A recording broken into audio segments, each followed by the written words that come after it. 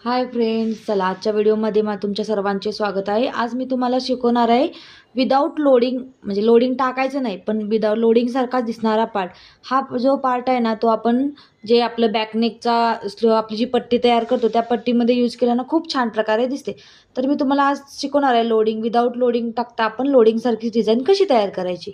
तर तुम्ही बघू शकता मी ऑलरेडी केली आहे। तर बघा, अशा प्रकारे पॉईंट काढून घ्यायचा आणि अशा प्रकारे मणी टाकून घ्यायचे। मणी टाकून घेतल्यानंतर आपल्याला धागा वरती काढून घ्यायचा आहे।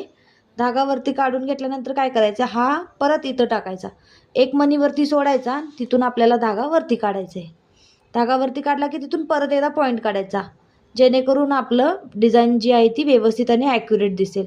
अशा प्रकारे काढलं ना, त्याच्यामध्ये परत आपल्याला 3 मणी टाकायचे आणि आपण अशा प्रकारे परत बीड्स हे करून टाकायचे असे। बघू शकता अशा प्रकारे तुम्ही जर कंटिन्यू केलं ना, तर खूप छान प्रकारे डिझाईन तयार होती। आणि ही डिझाईन बॅकनेकला एवढी छान दिसती। आपण जे sugar beads 1 mm sugar beads अशी जी पट्टी तयार करण्याऐवजी जर आपण ही वाली जी पट्टी तयार केली ना, तर ती खूप छान आणि सोबर दिसती। याच्यामध्ये तुम्ही लोडिंगही टाकू शकता। लोडिंग टाकल्याने कसा हा थ्रेडवर्कचा कसा आपल्याला हा थ्रेडवर्कचा जसा पॉईंट वरती आलाय ना, तशाच प्रकारे लोडिंग दिसेल। विदाऊट लोडिंग टाकता हा प्लेन दिसतो, पण हा पण खूप छान प्रकारे सुंदर दिसतो। आणि लोडिंग जेव्हा आपली टाकून झाली ना, त्याच्या एंडला आपल्याला ही गाठ टाकून द्यायची। आपली जी एंड नॉटची गाठ आहे ना, ती एंड नॉटची गाठ टाकून आपण अशा प्रकारे करू शकतो। ही पट्टी खूप छान प्रकारे आपल्या स्लीव्जला फिनिशिंग देते।